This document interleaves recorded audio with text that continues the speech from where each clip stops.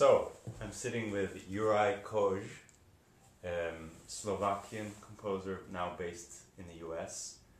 You were in transit, you were in UVA, then Yale, now you're back to Florida. Correct.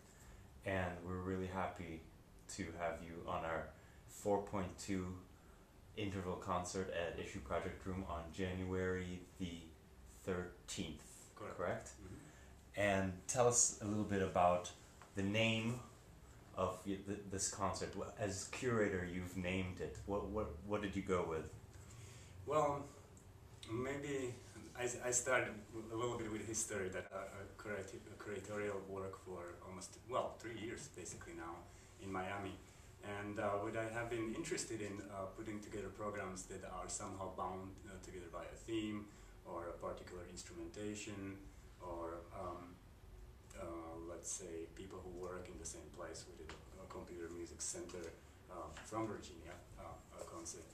So when I was thinking about this proposal for your interval series, which I'm very thankful for having the opportunity to materialize it, I was thinking about the community of people that I interact in the music world, and the way how the musicians or the role of the musicians in concert music have changed over years. And one of these changes that I observe is this multiplicity of demands and multiplicity of, should I say, interests in musicians. That is not only in composition, but also in performance, in design, in technologies. And it appears to me that nowadays musicians are capable to some degree address all of these areas of music creation. And so I was thinking that it would be quite nice and contemporary to put together a proposal where everybody on the program addresses some aspects of these four elements: composition, performance, technology, design, instrumental design. So we call it In One in the end. That's the title. I don't know whether to elaborate on it, but I guess it's pretty explicit that we have these personas, these musical personas that encapsulate performance, composition, and design and technologies. Mm-hmm. So, In One is sort of a rather poetic and yet enigmatic title. The first edition was called, the first version of what you presented us was called Instruments Redefined. Correct. And sort of more clearly gives the audience an idea of what's going to come, an idea of instruments, perhaps newly designed instruments, new ways of thinking about old instruments. Mm-hmm. Why don't you tell me a little bit about the program and what the various composers that you found are going to do? So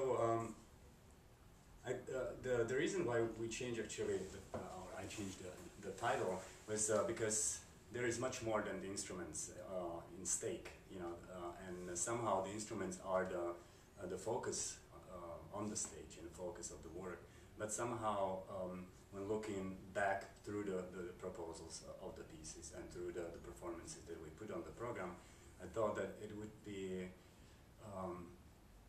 perhaps the unity of approaches was more important than just focusing on a particular element, in which this was the instruments redefined.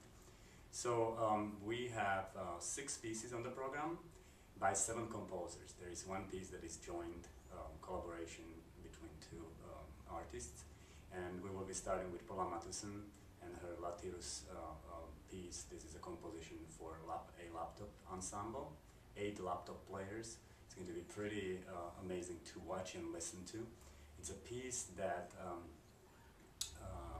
is structured in a form of a game, and so there is this interplay between taking the idea of chamber music when everybody listens to each other, but also making particular decisions. Now, these decisions can lead to situations when the piece is reset, and so the performers have to start from the beginning. They take turns and trajectories.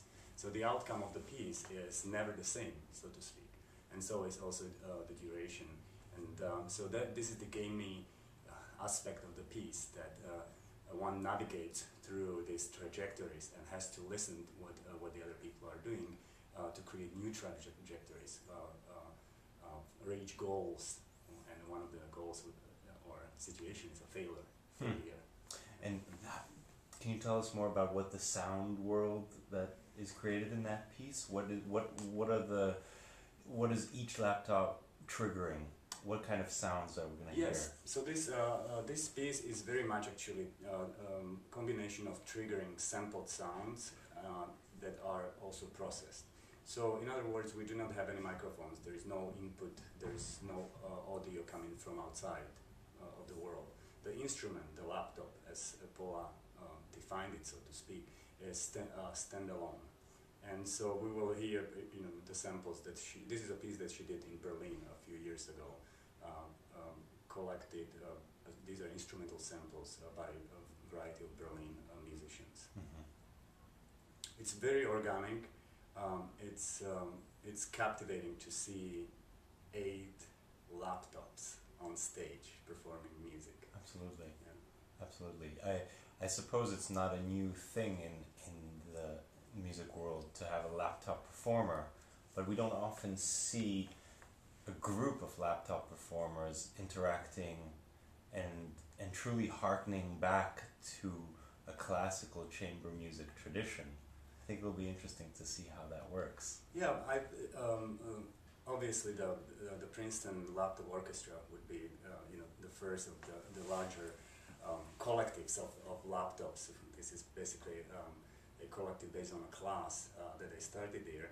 And what happens in situations when you have many performers is how do you manage them? And this is the idea of an orchestra or a chamber group.